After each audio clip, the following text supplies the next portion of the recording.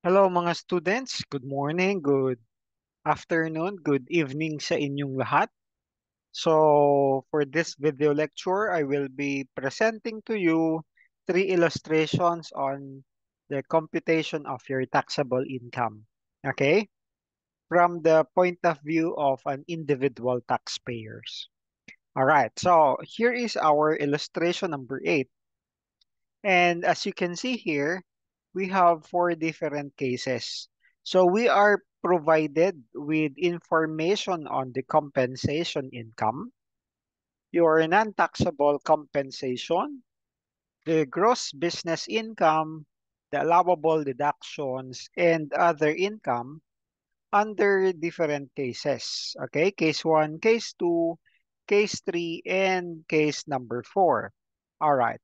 Now, meron po tayo mga labels dito, for footnotes later on. So, let us consider these different scenarios. Now, take note that if you are an individual taxpayer, you can be classified as a pure compensation income earner. Tama po ba? And if you are a pure compensation income earner, you are receiving your income purely from the conduct of your employment, no? Because you have an employer-employee relationship. So ikaw po ay isang empleyado. So that is the case for case number 1. As you can see, we have an amount of 300,000 for compensation income, and you have a non-taxable compensation of 30,000, and then you have other income here of 20,000. Now take note, no, na for this case, ito pong non-taxable compensation ay naka-incorporate dito sa 300,000. So parang sinasabi po natin na itong compensation income na ito na 300,000 ay gross of non-taxable compensation. Now, clarify lamang po natin ito, no? Baka kasi tanungin ninyo ako or baka malito kayo.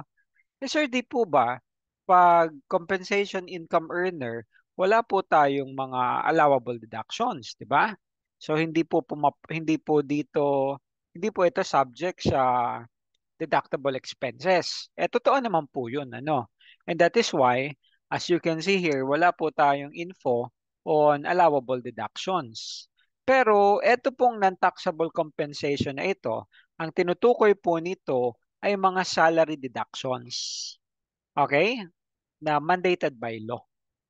And by salary deduction, ang tinutukoy po natin dito ay yung mga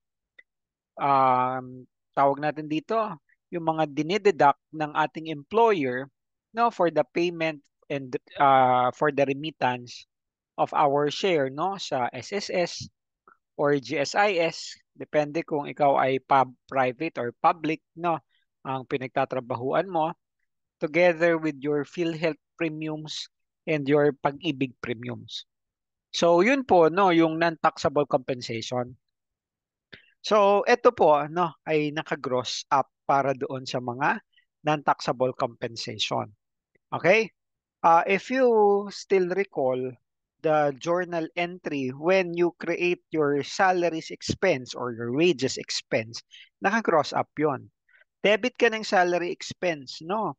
Or salaries and wages expense. Tapos, kung ano man yung employee share, kinikredit natin salaries, SSS premium payable, PhilHealth premium payable, Pag-ibig premium payable, tapos ano no, and other related other credits like for withholding tax, no?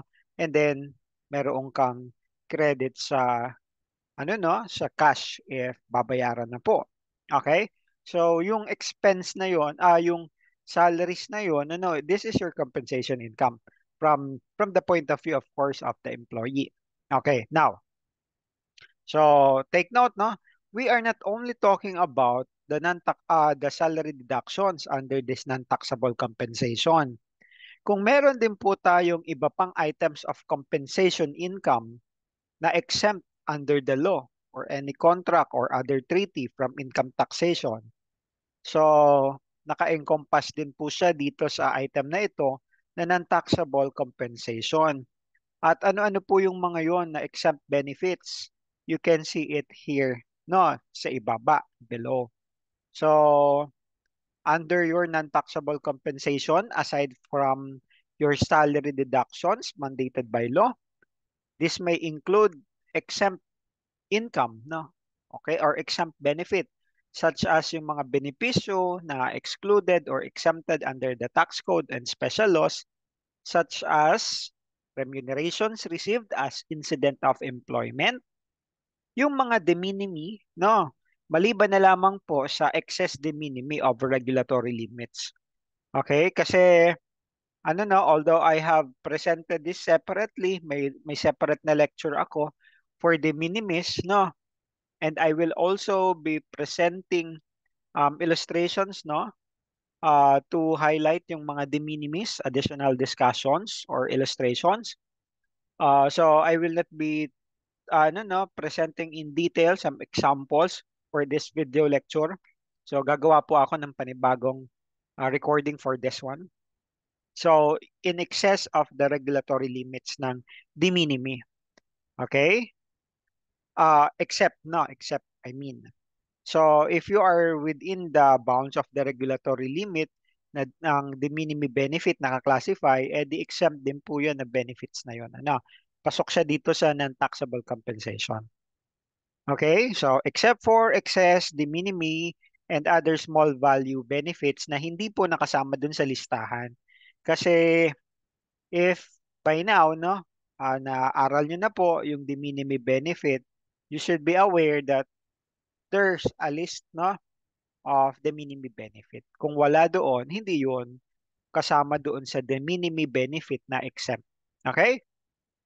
13th month pay and other benefits na hindi lalagpas ng 90,000. So, kung meron kang natanggap during the year na total 13th month and other benefits na sabihin na natin 85,000, okay? Di pasok yan dito sa non-taxable compensation. Non-taxable kasi hindi na siya bubuwisan. Okay? What else? Certain benefits ng mga minimum wage earners. We also have a separate discussions, no, or recording for MWE. Benefits exempted under treaty or international agreements, benefits necessary to the trade, business, or conduct of profession of the employer, and for the convenience or advantage of the employer. So these are your exempt benefits na papasok po dito sa non-taxable compensation. Okay? Kaya nga, binawas po natin itong 30,000 dito sa 300 on the premise that this 30,000 is included as part of your 300,000. But we will also be adding up the 20,000 other income. And then we also have a footnote for this. Ano naman po ang tinutukoy nitong letter B? Okay, eto yung other income for a taxpayer na purely compensation income earner. Okay, it shall be added to the taxable compensation as other income.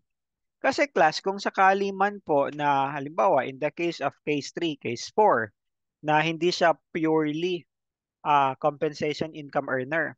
So, other income na hindi po compensation in nature o kaya not business or professional income, idinadagdag po natin yan definitely sa total gross income.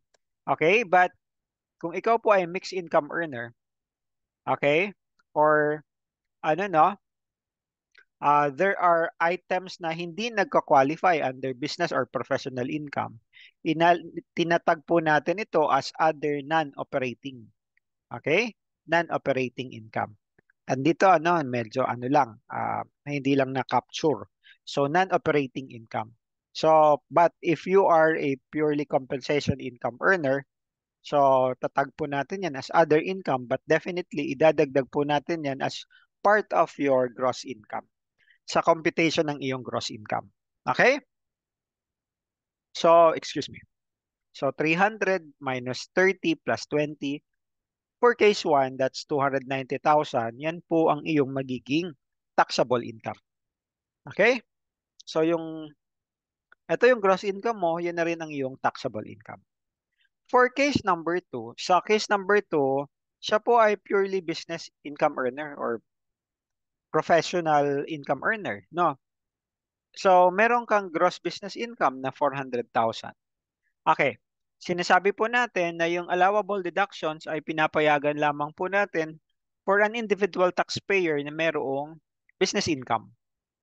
Okay? O kaya dito, assuming na eto na class, yung ating allowable deduction, 250,000. Idadagdag natin ito definitely na other income. So, pansin nyo, 400 minus 250 plus 20, your taxable income will be computed as 170,000. Okay? So, that's for case number 2. How about case number 3? Pag mixed income earner ka, meron kang compensation portion at saka meron kang business income. E di i-merge po natin yan. Okay? 200 what? 290. Pero syempre, careful tayo, hindi po natin ito dadagdag, no? Kasi maduduplicate yan. So, 290 plus yung 150 na net nito, kaya 440. Okay? They are presented separately. Meron kang income from compensation at meron kang ding income from the practice of your profession or income from business. Ang total mo na taxable income will be 440,000. Ah, sa video lecture na ito, wala po tayong computation ng tax due. Limited lamang po muna tayo sa computation ng taxable income. Although it would be better if you have an initial computation, magkano magiging tax due po? Anong gagamitin ko? Ako po ba ay diretso na sa graduated tax rate? Papaano naman po yung ating mga mixed income earner na mayroong mga professional income or may mga business income? Anong gagawin ko dito sa 440,000? So those questions, try to read your book and diretso computation, but for now, I will only be limiting this discussion doon lamang po sa taxable income. And then we will deal with the tax due computation separately. Okay? So, yan po for case number 3. Now, take note. Yung case number 4 ay parang case number 3, except na yung gross income mo, kinalahati natin. Just to emphasize na meron ako dapat ditong net loss. Kasi kung mapapansin mo, 200,000 ang gross business income mo, pero ang allowable deductions mo ay 250,000. E di meron kang net loss dyan. No? Mas malaki yung deductions mo sa income. E di negative 50,000 ka. Pag inad mo itong non-operating income, negative 30,000 pa rin. And if you will see, no, pag ang ginawa mo 300 plus 30, minus 30 plus 200 minus 250 plus 20,000, hindi po yan 270,000. Pero ano ba itong 270,000 na yan? How did we come up with that? O kaya meron tayong dito, superscript for letter C. Anong ibig niya sabihin? Kasi syempre may guide tayo dito. So if the gross business income is 200, no? Minus 250 plus 20. So baka kasi ang gawin natin ay i-offset natin yan dito sa 270. 300 minus 30. Okay? So hindi po natin yan ino-offset ha. Take note po ha. Okay? Na negative 30,000. So ang mangyayari lamang po is kung 270 yung net taxable compensation income at dito meron kang negative 30,000 representing net loss, hindi po natin ino-offset yon. So not offset against the net taxable compensation income. Ito po ay net loss, no? Meron tayong separate discussion dito for the net operating loss carry forward. And this is highlighted in the discussions and future na additional illustrations of under your corporate taxpayers. So sa ngayon, we will not elaborate on the NOLCO or in this net loss, no? Pero this can be applied as a deduction. Okay, pero for the purpose of this illustration, Yung negative 30 ay hindi po natin i-offset dito sa 270. Kaya 270 for taxable compensation income tapos zero ka dito for your business income. Kaya 270,000 ang taxable income mo. Okay? I hope you are getting the may message here. O kaya nga highlight natin, ito ay 270. Kasi kung ineto mo yung 30,000, ang sasagutin mo dito 240,000. And that is not the correct answer. Okay? So for now, hold your horses for other questions that you have, no? We will address it separately, in future discussions or future illustrations. Okay, so we are done with illustration number 8. Let us move on sa illustration number 9 and illustration number 10. Dito, no, sa dalawang illustrations na ito, for illustration 9, ang focus po natin dito is si taxpayer, si individual taxpayer ay provider of services. Meron siyang business income or practice of profession. So may service siya na pinoprovide. Samantalang sa illustration number 10, meron siyang business income. Okay, so as in the case of a manufacturing business. So papaano naman po yon? Because here, aside from the computation of your taxable income, of your gross income, I would also like you to recap, not to recall on how do we come up with the cost of services and the cost of goods sold computation. So definitely, if you are provided with these different expenses, take note ha, si ABC dito ay isang practicing CPA and also a management consultant. So definitely, she is practicing her profession. And the following income and expenses were happened during the year. Ang income mo lang naman dito ay itong nasa unahan na linya, billing for services rendered and out-of-pocket expenses. So you bill your clients, no? Okay? 4.5 million. And you incurred the following expenses. So salaries ng staff engaged in her accounting practice and consultancy services. Siyempre, kung ikaw ay may sariling accounting firm, meron kang mga tauhan na gagawa ng trabaho. Sila yung nitty-gritty. Okay? So 1.4 ang pinasahod mo sa kanila. Meron ka ding pasahod sa mga admin employees na hindi naman nagtatrabaho directly sa practice ng profession mo. Sabihin na natin, ito yung office secretary mo. Okay? Ito yung mga nasa ibang functions, no? Kung ano man yung mga employees, ano man yung nature ng trabaho ng iba mong mga admin employees. Diba, meron kang IT people. Okay? Nasa admin at kung ano pa man.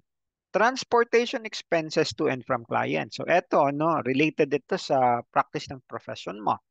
Kasi from time to time, you need to perform field work, pupunta ka sa kliyente mo and pabalik. So these are your expenses.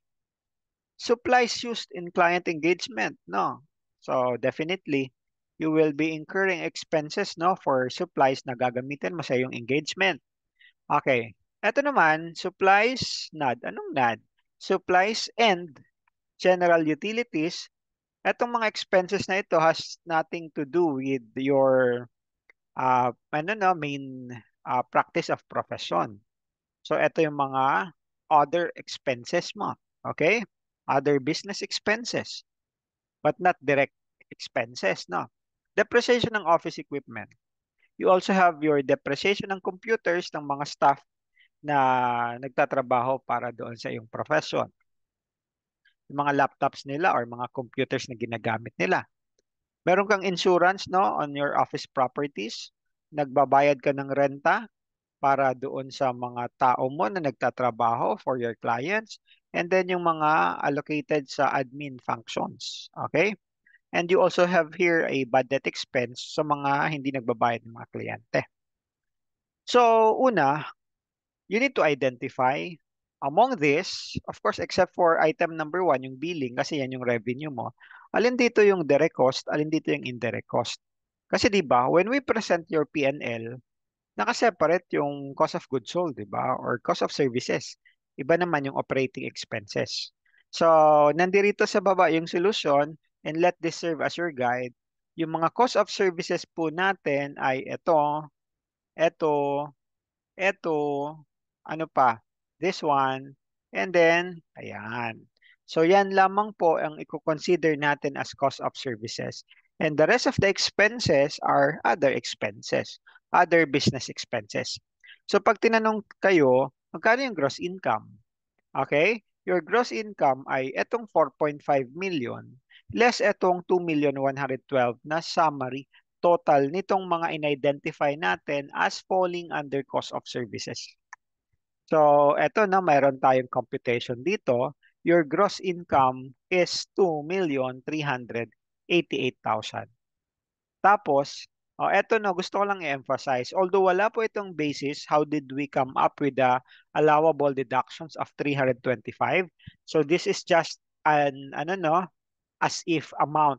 So, nilagay lamang po natin yan, no, without any basis. Pero as kunwari lang, no, na out of this, kunwari lang, ha, out of this 570,000 other expenses, sabihin natin na yung inaalaw lamang po ng tax code ay 325.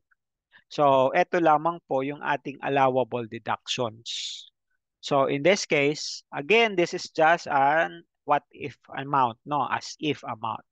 Ang magiging taxable income mo ay 2,063,000. Kung etong 570,000 ay allowed lahat, di mabuti, no? Pero again, don't ask me, sir, how did we come up with the 325?